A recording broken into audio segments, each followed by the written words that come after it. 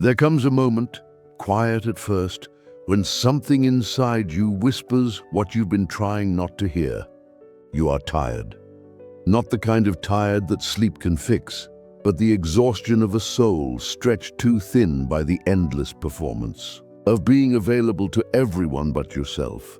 You've given your presence, your care, your understanding like a well that never dries, and now, without warning, you've arrived at the edge of yourself. And the world, it keeps asking for more. But something is shifting, not violently, not in chaos, just slowly, like dawn, creeping up behind the mountains. A quiet rebellion, a sacred refusal. You begin, perhaps without even knowing it, to retreat. You don't announce it. You don't justify it. You simply stop replying so quickly. You stop explaining yourself. You stop sacrificing your silence just to make someone else feel more secure.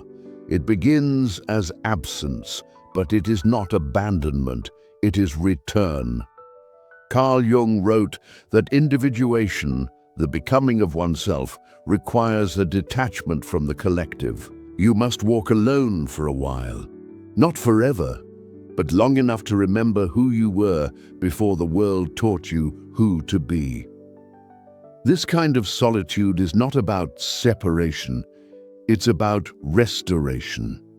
It is a return to the center, where your soul speaks in a voice the world has tried to silence. And when you listen, when you finally begin to hear that voice again, everything starts to change. You begin to realize that you don't owe anyone your constant accessibility. You are not a rescue, a line for other people's storms. You're not a permanent shelter for their unresolved chaos. You don't need to explain your silence. You don't need to justify your absence. You owe nothing but honesty to yourself, and for many, this becomes unforgivable.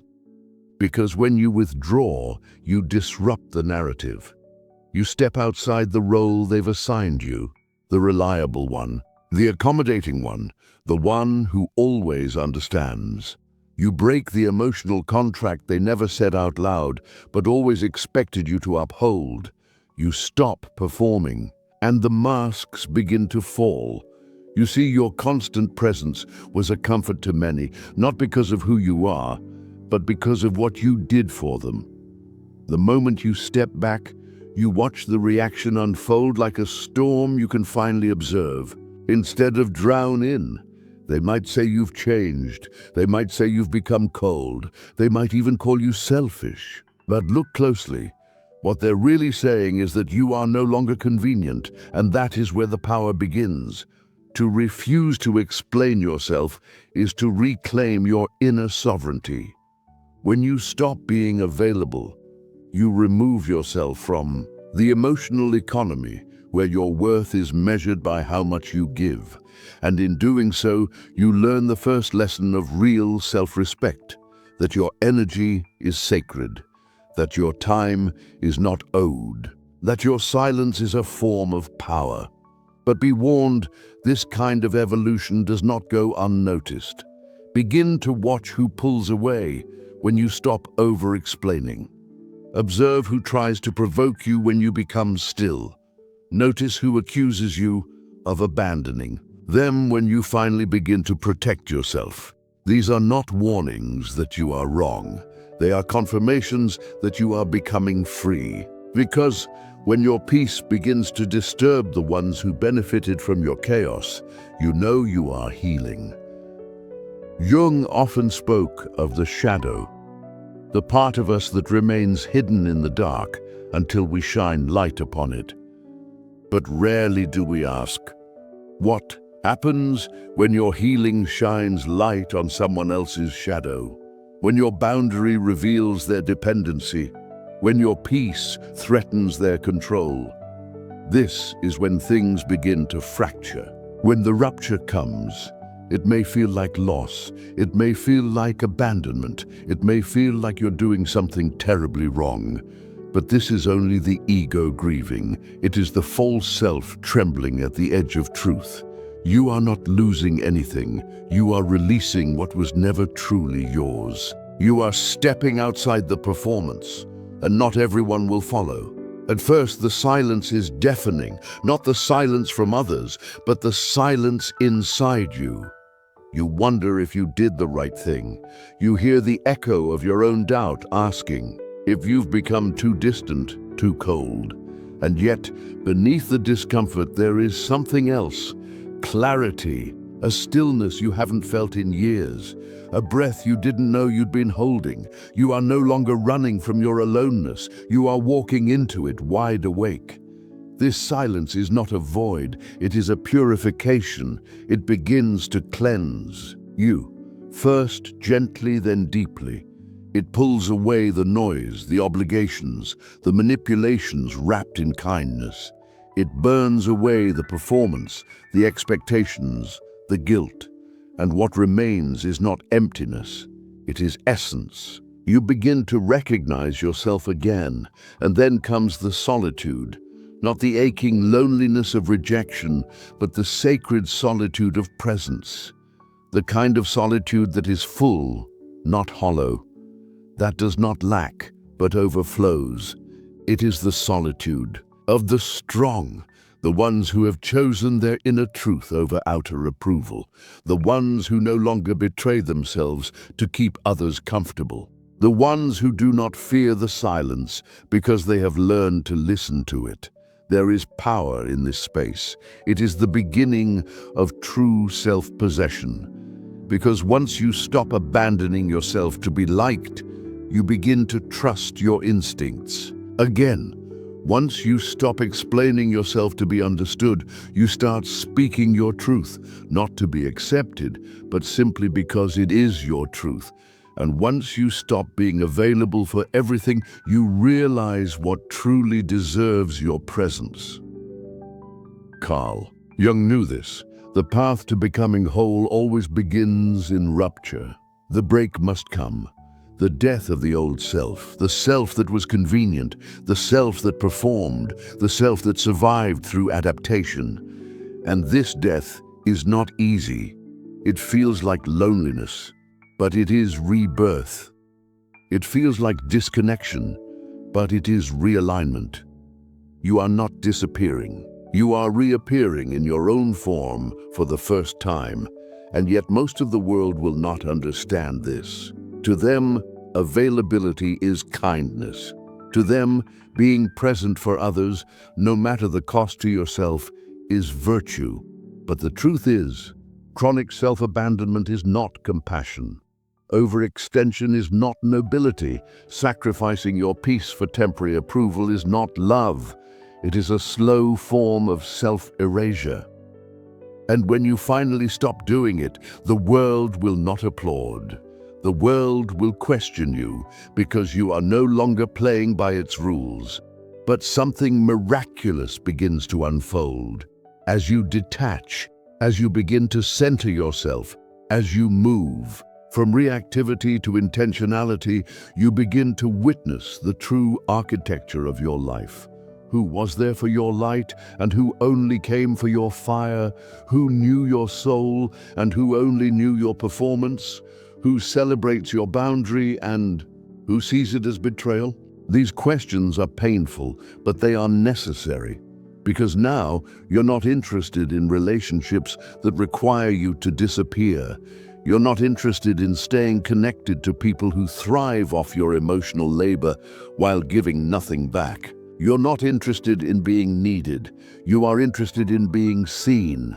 And that is a radical shift. You stop answering texts out of guilt. You stop showing up just to avoid conflict. You stop bending your truth to keep the peace. Because now you are more invested in your inner harmony than in performing peace for others. You are no longer available for emotional crumbs, for half-hearted affection, for spaces where your fullness is too much. Now, you only walk where your soul does. Not have to whisper to survive, and this may leave you alone for a while. But it will never leave you empty, because as you retreat, you begin to rebuild. Slowly, deliberately, you clear the debris of overcommitment. You sweep away the narratives that told you your value lies in being everything to everyone. And in the stillness, you discover something ancient and alive, yourself, not the identity formed by circumstance, but the essence formed by truth. This is the beginning of becoming whole, the beginning of life after availability, and that is where we will continue in the next part, where the solitude of the strong becomes the soil of true freedom, where you stop being a reactor and become a creator, where being unavailable doesn't mean disappearing. It means returning to the center from which your life truly begins. You didn't vanish, you didn't become cold, you didn't turn selfish. What really happened is this: you stopped betraying yourself. You stopped offering your presence to places where your absence was never questioned. You stopped giving to hands that only ever reached for you when it was convenient. And the moment you did, the air changed, the silence grew deeper, and you heard, perhaps for the first time in your life, the echo of your own voice. Uninterrupted, unfiltered, unperformed. This is the part most people never talk about. The aftermath, the emptiness that follows the boundary, the echo that follows the retreat. Because even when you know you're doing the right thing, the pain doesn't vanish, it just shifts. It becomes quieter, more refined. It turns from a roar to a whisper. You're no longer breaking from others. You're breaking with your own conditioning, the identity that once believed your value was equal to your usefulness. Carl Jung once said, "In each of us there is another whom we do not know." And this unknown self, the deep instinctual self, is who you are now starting to meet. But that meeting cannot happen while your life is still crowded with roles, with obligations, with the noise of expectations that you never consented to, but carried anyway. You see, availability isn't just a habit, it's a mask. And when you take it off, you begin to see yourself not as others have shaped you, but as you were before they knew your name. But this is not easy, because the world is addicted to access. The more available you are, the more worthy you seem. We are trained to believe that constantly being reachable is a form of love, that always being on is the same as loyalty. But availability without discernment is erosion. Slowly, piece by piece, you lose the parts of yourself that once felt vibrant. You become reactive, drained, confused about what belongs to you and what doesn't. And so you begin to withdraw, not in bitterness but in wisdom. It may look like silence to the world, but inside you it's blooming, something ancient, something holy, a kind of awareness that cannot be accessed when you're surrounded by constant stimulation. The self begins to rise, not the ego, not the persona, but the unshakable core that watches everything and clings to nothing. It waits in the silence, and now that you've stopped filling the space with everyone else's needs, it finally has room to breathe. You begin to realize how much of your life was built on reflex, saying yes without checking in with yourself, showing up when your spirit begged you to rest, replying when your heart had nothing left to say. You begin to grieve, not for others, but for yourself, for all the times you abandoned your body just to keep a connection, for all the times you gaslit your intuition just to avoid conflict, for all the times you smiled while your soul trembled. That grief is not a regression, it's a resurrection, because when you stop being available, you don't just create space. You begin to see what was taking it up. And often, what fills that space is not joy, not clarity, not peace, at least not at first. What comes rushing in is everything you've been too busy to feel. The heartbreak you skipped over, the anger you swallowed, the fear you dressed up as kindness, and you must face it all, alone, without distraction, without applause. This is The underworld Jung spoke of, the descent into the unconscious, the archetypal withdrawal, not to escape life, but to find what lives beneath it. You begin to dream again, vividly. You wake with symbols you don't fully understand but feel in your bones. A white animal in the woods, a broken staircase, a flood. These are not just dreams, they are messages from the self, from your ancestors, from the soul you left behind in the rush to be liked. This solitude begins to feel different now, not lonely, but sacred. You start to crave it, not because you hate people, but because you finally love yourself enough to not share your energy. So carelessly, you go days without explaining yourself. You sit in the discomfort of not being perceived. You feel a growing disinterest in convincing others of anything. You stop attending every argument you're invited to. Not because you have no fight, but because your peace is no longer up for negotiation. And as this becomes your baseline, you begin to see through things you once believed. You notice who calls you cold now that you won't perform warmth. You notice who goes quiet now that you've stopped reaching out first. You see how some relationships depended entirely on your availability, on your consistent willingness to be the emotional scaffold for someone else's instability. You no longer feel angry about this. You feel clear, because now you recognize the difference between intimacy and obligation, between connection and entanglement, between love and dependency. You are no longer willing to confuse empathy with enabling. You no longer confuse silence with peace. You know now that some people like the version of you that had no boundaries, not because they loved you, but because you were easy to use. You don't hate them, but you're done bending. Jung said that the privilege of a lifetime is to become who you truly are. And this becoming is not loud. It's not flashy. It's not always visible. It often looks like pulling away, like canceling, plans without guilt, like sitting in a room by yourself and feeling more whole than you ever did in a crowded space. It looks like not responding to messages that feel heavy, like not explaining why you're distant, like trusting your own rhythm even when others don't understand it.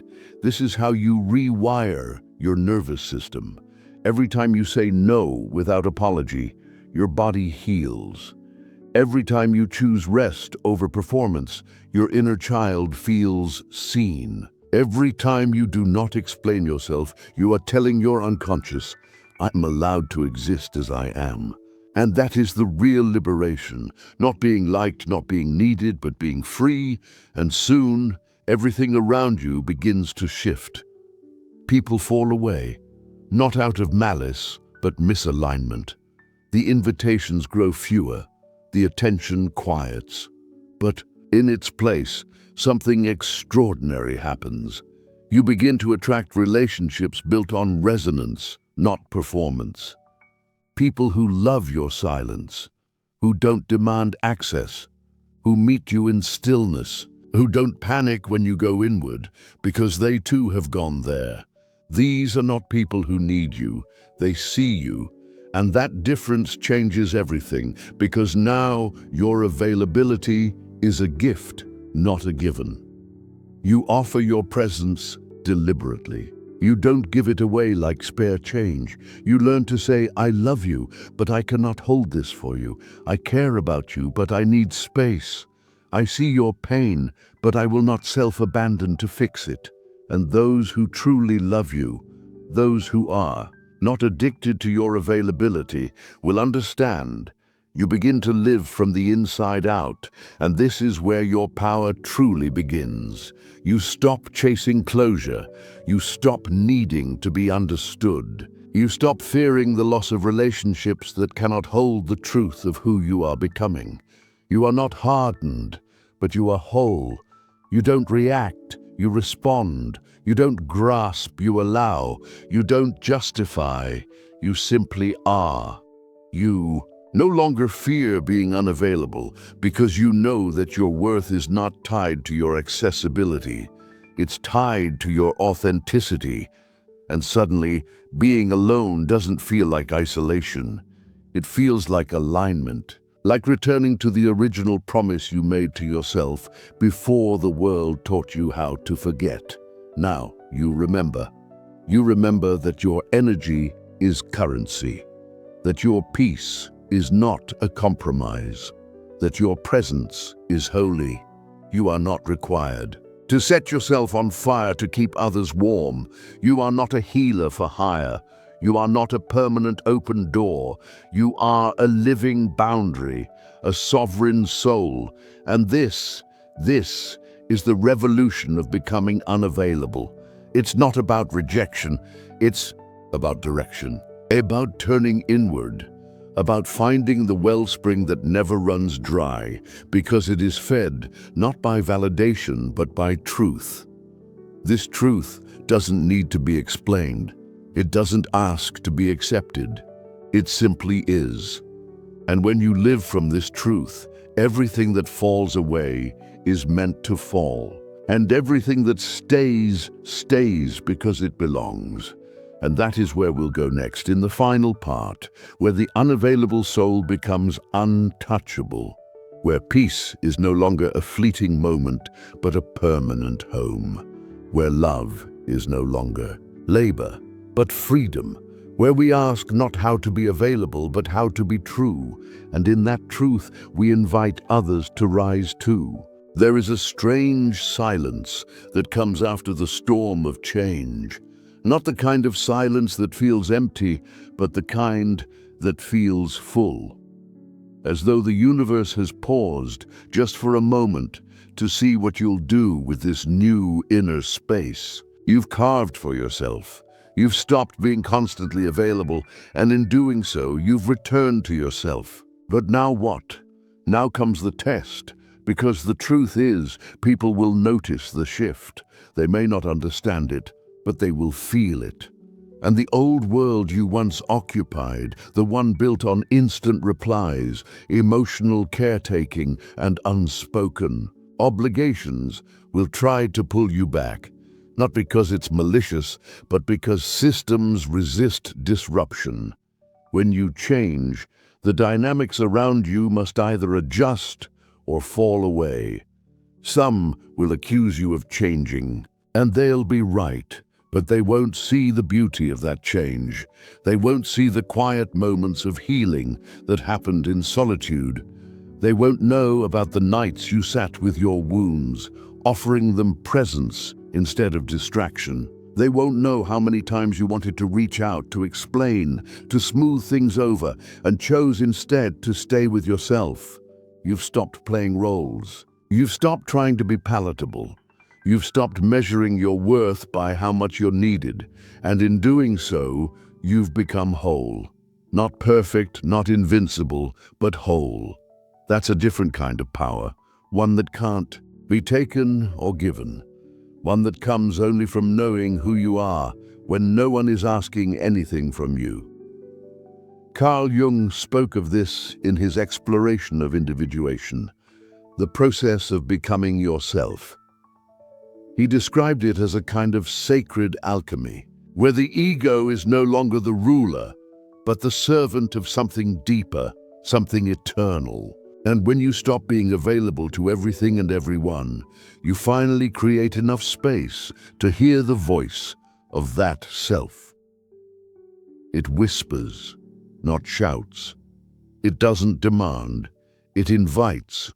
It says, you don't have to explain why you are no longer who you once were. It says, not everything that leaves is a loss. Some things must go so that you can grow.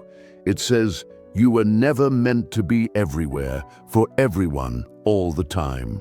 You were meant to be here, now, alive and free. And the more you listen to this voice, the less guilty you feel about your silence, about your distance, about your peace.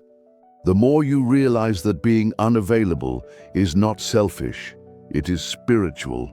It is a form of devotion to the self, to your truth, to the parts of you that were buried under people-pleasing and perfectionism and the fear of being alone.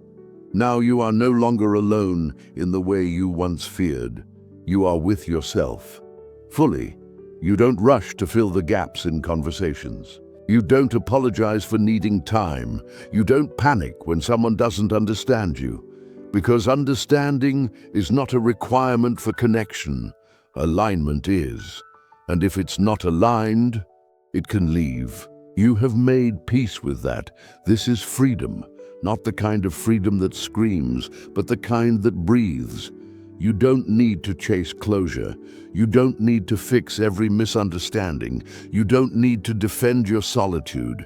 You are allowed to exist in your own rhythm, even when that rhythm is misunderstood. Especially then, you begin to see how rare this is in the modern world, a person who is not addicted to their own visibility, a soul who does not mistake being needed for being loved, a heart that can love from a distance without collapsing into performance, and you begin to attract different energy, people who respect the pause, people who meet you in stillness, people who have done their own inner work and know how to hold space without expectation, people who don't panic when you say, "I need time," people who don't crumble when you set a boundary.